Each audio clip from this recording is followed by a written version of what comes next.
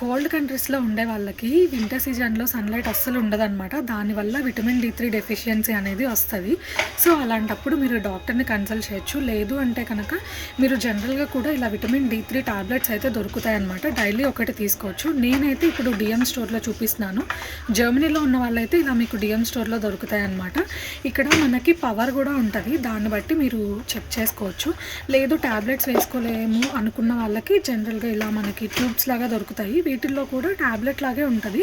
అవేంటంటే వాటర్‌లో కలుపుకొని తాగేయొచ్చు అనమాట. సో, ఇవి వచ్చేసి మనకి మెగ్నీషియం, కాల్షియం, ఐరన్ అలాగే మల్టీవిటమిన్, మల్టీ మినరల్స్ ఇలా అన్నీ కూడా ఇలా దొరుకుతాయన్నమాట. సో, ఇవన్నీ కూడా జర్మనీలో ఉండే వాళ్ళైతే డీఎం స్టోర్‌లో చెక్ చేయండి.